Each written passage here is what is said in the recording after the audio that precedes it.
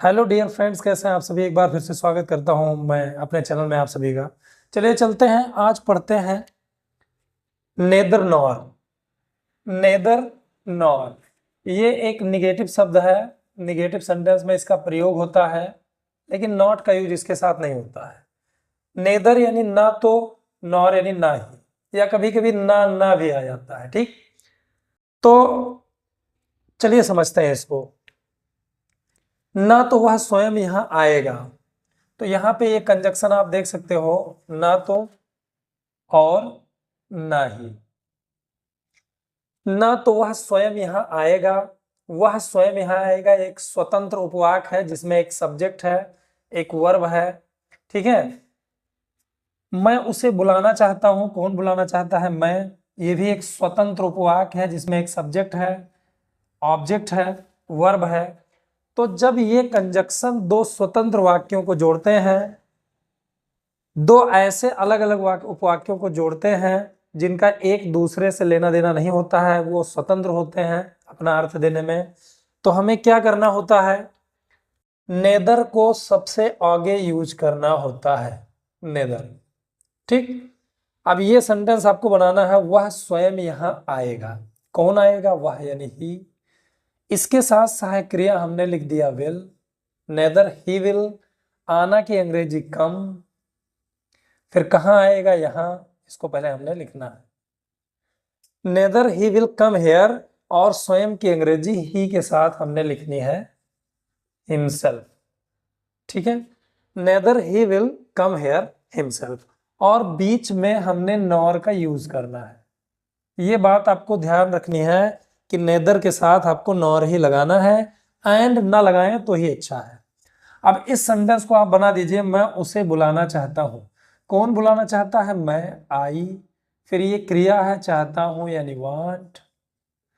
चाहता हूं, क्या चाहता हूं? बुलाना। ये इन्फिनेटिव है, ना नी ने इसमें आ गया है, तो जिस क्रिया में ना नी ने जुड़ा होता है वो इन्फिनेटिव है, उसमें बस हमें टू लगा देना होता है, टू कॉल। फिर किसको बुलाना चाहता हूं? उसे, यानी हिम। तो ये सेंटेंस बना, ना तो वह स्वयं यहां आएगा और ना ही मैं उसे बुलाना चाहता हूं। Neither he will come here himself, nor I want to call him. इस तरह से आपको बनाना है। अगर आपको ये कंजक्शन दो स्वतंत्र वाक्यों को जोड़ते हुए मिले, तो नेदर को आपको आगे करना है और नार को बीच में लगाना है। लेकिन तुम ना तो उसकी सहायता करते हो, ना ही उसका समर्थन करते हो। इसमें एक्चुअली ध्यान दीजिए, इसमें सब्जेक्ट है तुम। ठीक, और इसमें क्रिया है सहायता करते हो, ना ही उसका समर्थन करते हो। तो आप इस बात को समझिए कि ये जो ना तो है, ना तो ये जोड़ रहा है दो क्रियाओं को, सहायता करते हो और समर्थन करते हो। तो अब हमें ऑब्जेक्ट ढूंढना है, सहायता करते हो या समर्थन करते हो किसका? उसका, उसकी, उसके, ये सब एक्के है, ये दोनों एक्के है।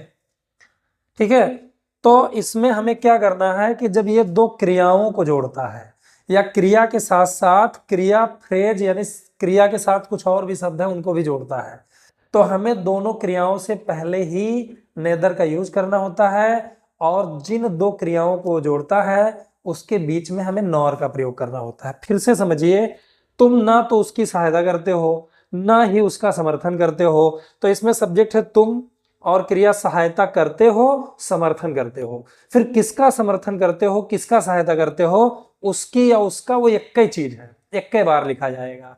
तो हमें ये पता चला कि ये जो ना ही शब्द है यानी नॉर, नॉर ये जोड़ रहा है सहायता करना को और समर्थन करना को जोड़ रहा है। तो हमें इसको बनाना है कैसे? देखिए, यू। ठीक, अब ये सहायता करते हो, समर्थन करते हो, ये पहले हमने लिखना है, तो माना हमने लिख दिया हेल्प। बात को समझिए, यहां पे मैंने थोड़ा सा जगह छोड़ा है। You help. अब सहायता करते हो, समर्थन करते हो, इसी को जो है ना ही जोड़ रहा है, यानी नॉर यहां पे लिखेंगे, नॉर। और समर्थन करना की अंग्रेजी होता है सपोर्ट।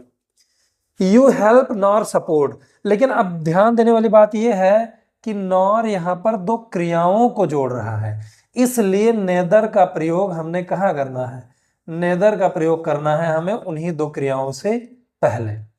तो ये बन गया you neither help nor support, तुम ना तो सहायता करते हो ना समर्थन करते हो। किसका समर्थन करते हो, उसका, किसका सहायता करते हो, उसकी। ये सब एक का है, वो बस एक ही बार लिखा जाएगा, हिम। इस तरह से आपको बनाना है। तो बस यही ध्यान रखना है कि ये जो नॉर शब्द है, ये अगर दो क्रियाओं को जोड़ रहा है, दो क्रियाओं को ही मॉडिफाई कर रहा है, तो हमें बस क्या करना है कि नेदर का प्रयोग उन दो क्रियाओं से पहले लिख देना है। अंतर को समझिए। लेकिन इस ऊपर वाले वाक्य में यहां सब्जेक्ट अलग था, यहां सब्जेक्ट अलग था, इन दोनों उपवाक्यों में क्रिया अलग थी, क्रिया अलग थी, तो इसको हम बोलते हैं स्वतंत्र वाक्य। इसके लिए हमें नेदर आगे का प्रयोग करना रहेगा और नॉर बीच में। लेकिन जब दो क्रियाओं को ये जोड़ेगा तो हमें दो क्रियाओं के बीच में नॉर लिखना है और इसी दो क्रिया से पहले हमें नेदर का यूज कर देना है। बस इसी तरह से आपको इसको समझना है और बनाना है। ना तो मनीष ना ही उसके पिताजी इस प्रस्ताव से सहमत हुए। तो इसमें एक्चुअली सब्जेक्ट पार्ट में ही दो शब्दों को, नाउन्स को नॉर जोड़ रहा है। ना तो मनीष ना ही उसके पिताजी इस प्रस्ताव से सहमत हुए। कौन सहमत हुए, ना तो मनीष भैया और ना ही उसके पिताजी। तब जब ये सब्जेक्ट वाले हिस्से में है तो हमें नेदर का प्रयोग उन्हीं दोनों नाउन से पहले करना है जिनको नॉर जोड़ रहा है। तो आप देखिए, ना ही यानी नॉर, ये जोड़ रहा है मनीष को और जोड़ रहा है उसके पिताजी को यानी हिज फादर, और ये है सब्जेक्ट के हिस्से में नाउन को जोड़ते हुए। तो अब हमें करना क्या है कि नॉर जोड़ रहा है मनीष और उसके पिताजी को, तो नेदर का प्रयोग हमें यही आगे करना है और ये सब्जेक्ट का ही हिस्सा है, neither Manish nor his father. अब पहले क्रिया लिखनी है सहमत हुए। सहमत होना की अंग्रेजी एग्री होता है, उसमें हमने एग्रीड कर दिया क्योंकि ये पास्ट इंडेफिनिट टेंस है। एग्री के साथ टू का यूज करना है, एग्रीड टू। अब इस प्रस्ताव, इसकी अंग्रेजी दिस और प्रस्ताव की अंग्रेजी होता है प्रपोजल। ठीक है, एग्री के साथ टू भी लगता है, विद भी लगता है। अगर यहाँ पे टू के बाद नॉन लिविंग थिंग है तभी टू लगेगा, अगर यहाँ पे लिविंग थिंग होता तो यहाँ पे विथ लगाना होता। तो ना तो मनीष ना ही उसके पिताजी इस प्रस्ताव से सहमत हुए, neither Manish nor his father agreed to this proposal. अब चलते हैं, बनाते हैं इसको। इस मौसम में ना अधिक सर्दी होती है ना अधिक ठंडी। यहाँ पे समझिए, ये कंप्लीमेंट पार्ट में दो हिस्से को जोड़ रहा है। किसको जोड़ रहा है, इस मौसम में ना अधिक सर्दी होती है ना अधिक ठंडी होती है। तो ये जो ना ही है ये जोड़ रहा है अधिक सर्दी को और अधिक ठंडी को। ठीक, और इस मौसम में होती है, तो चूंकि मौसम की बात हो रही है तो हमें सब्जेक्ट के रूप में इट का यूज करना है। इट इज लिख दिया हमने। अब ना अधिक सर्दी ना ही अधिक ठंडी, इनको जोड़ रहा है तो हमें नेदर का प्रयोग यहीं पे करना है। इट इज नेदर अधिक सर्दी यानी अधिक यानी मोर, कोल्ड या मच भी लिख सकते हो। फिर यहीं पे हमने नॉर का यूज करना है, नॉर अधिक ठंडी या सॉरी, यहाँ पे ठंडी शब्द मैंने लिख दिया है, यहाँ पे लिखना चाहिए था मुझे गर्मी। ठीक, इस मौसम में ना अधिक सर्दी होती है ना ही अधिक गर्मी। यहाँ पे मैंने ठंडी लिख दिया था, माफ करिए इसके लिए, यहाँ पे गर्मी रहेगा यहाँ पे। तो इस मौसम में ना अधिक सर्दी होती है ना ही अधिक गर्मी। It is nether more cold nor more hot.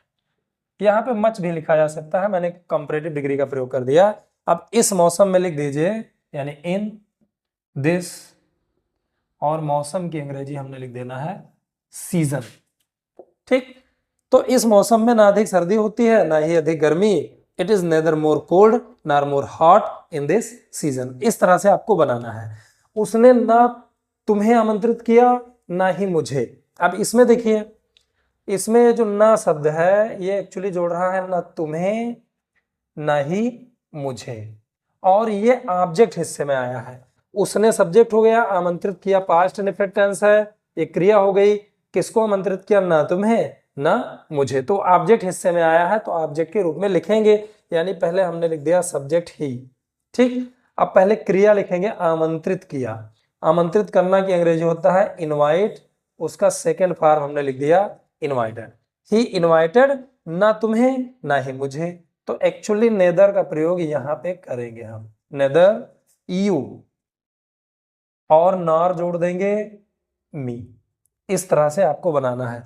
तो अब बस इसमें मूल मंत्र यही है कि ये याद रखिए कि नॉर जिन दो चीजों को जोड़ता है, इवन वर्ब क्रिया को भी, तो नॉर जिन दो चीजों को जोड़ता है, नेदर का प्रयोग उन्हीं दोनों से पहले हो जाता है। बस इसी तरह से आपको नेदर नॉर का प्रयोग करना है। अगर कोई डाउट है तो कृपया आप मुझे कमेंट करके जरूर बताइए, और वीडियो अगर पसंद आया है तो लाइक और शेयर जरूर करिए। थैंक्स।